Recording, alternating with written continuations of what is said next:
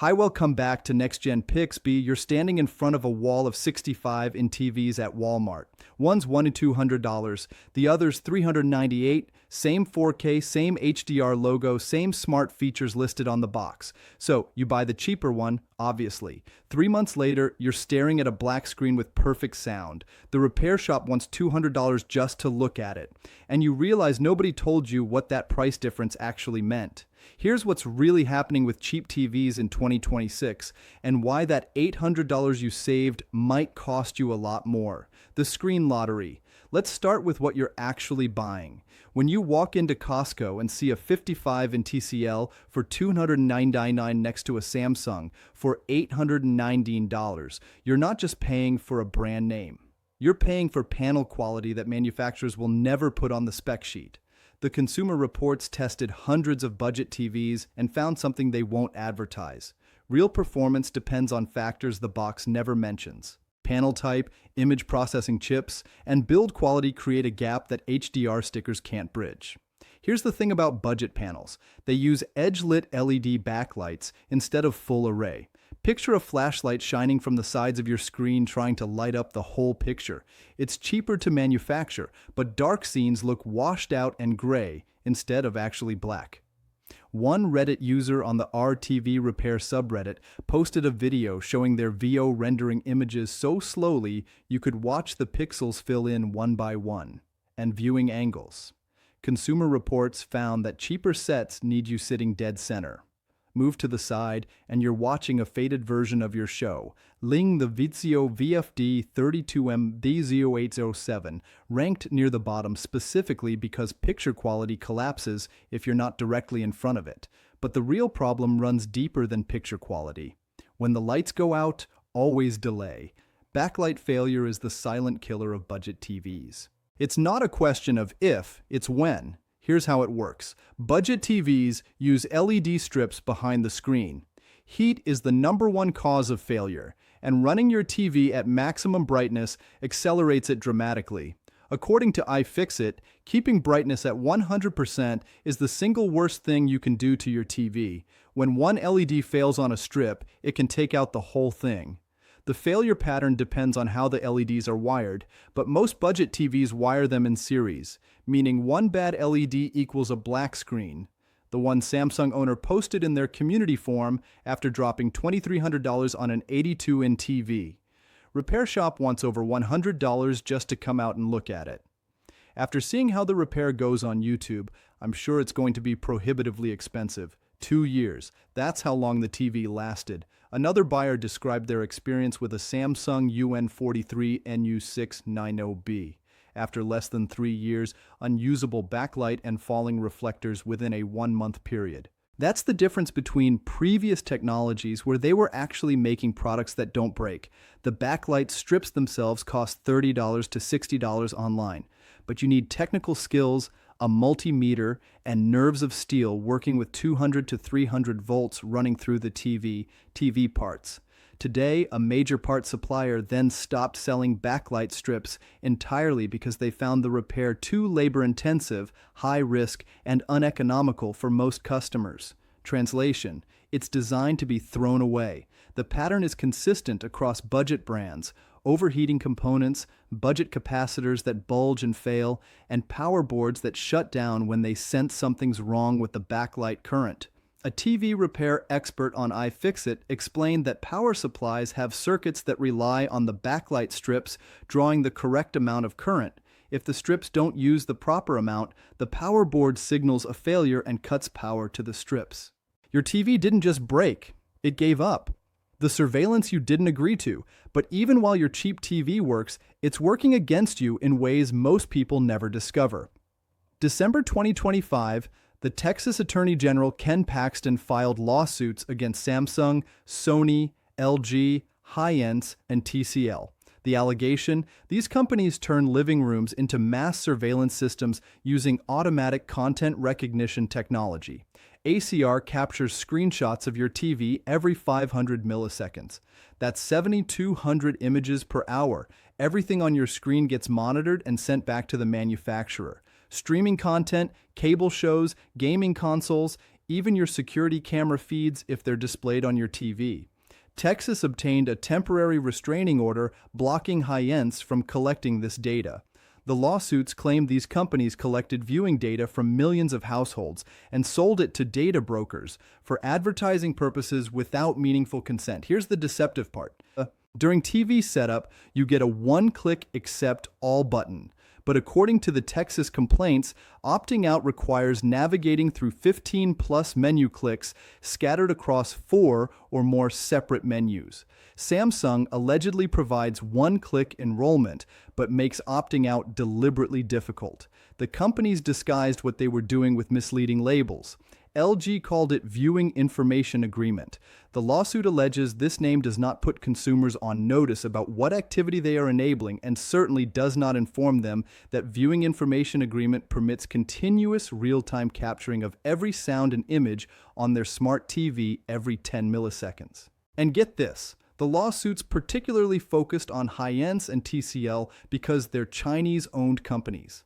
And Texas alleged that Chinese law may require these manufacturers to turn over consumer data to the Chinese government upon request, creating what they called effectively Chinese-sponsored surveillance devices.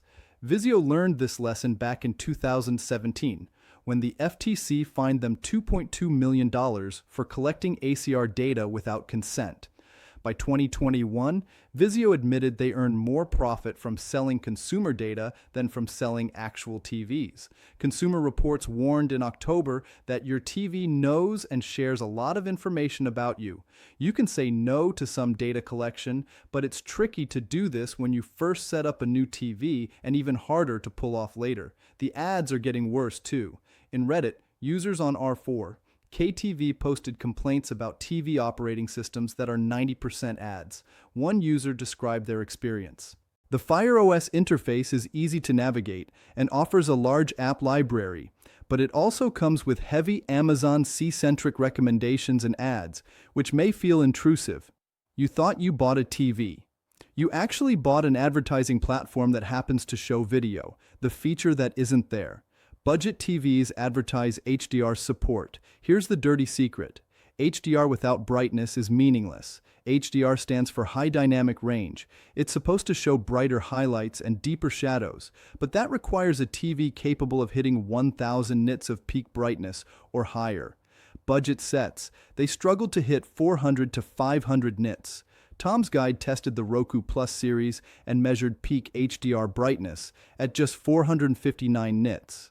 That's barely brighter than normal TV content. The Toshiba 75C350LU, despite supporting Dolby Vision and HDR10, delivered such low peak brightness that bright details in HDR content will look dimmer than they should. So, when you see HDR10 support or Dolby Vision compatible on a $399 TV, what you're actually getting is a set that accepts the HDR signal but can't display it properly.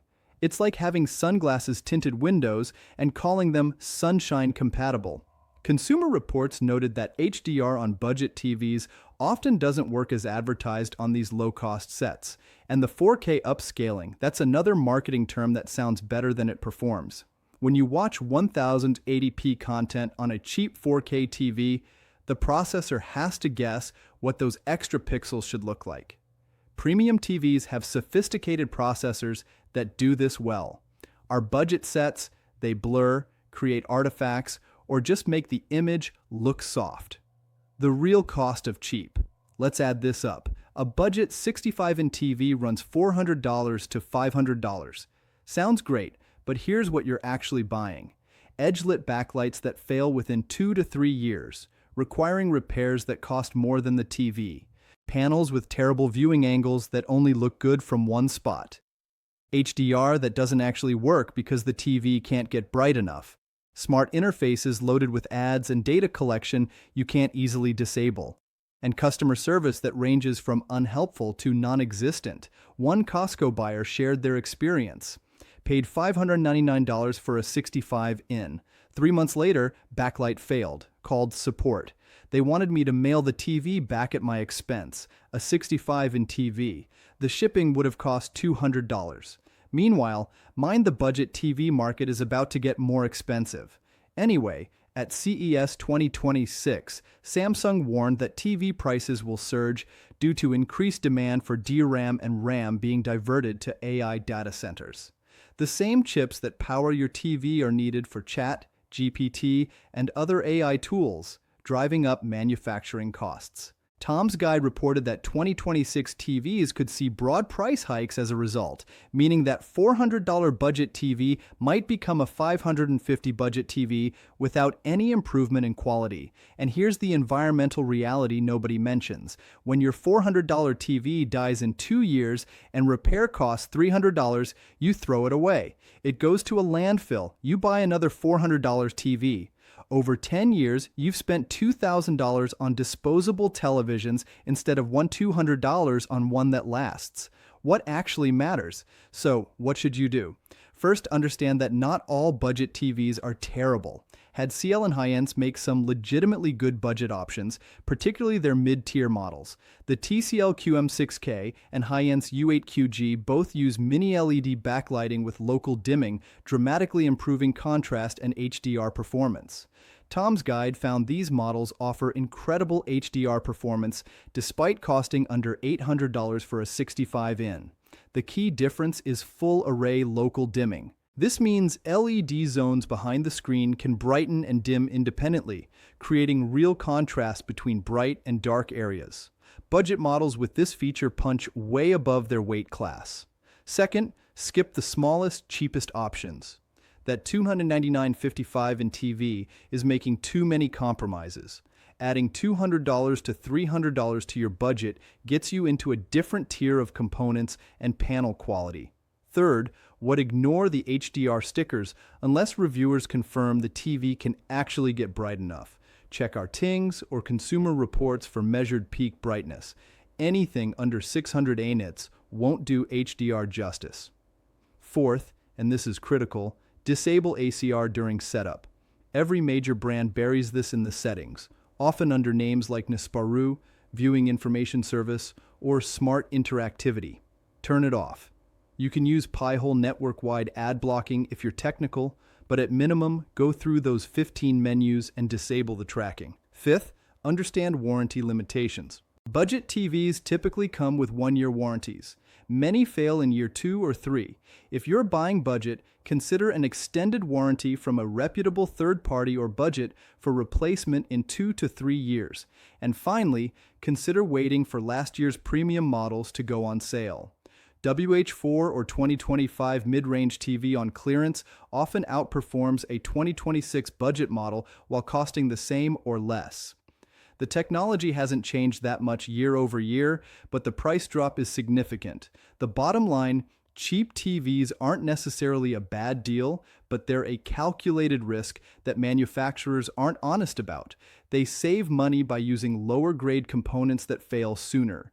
They offset the low hardware margins by selling your viewing data. They advertise features like HDR that technically exist but don't actually work properly. And they make repairs so expensive that replacement becomes your only option. The $398 TV can be a smart buy if you understand you're getting 2 to 3 years of service, accept the picture quality limitations, and disable the surveillance features. That's a fair trade for some people.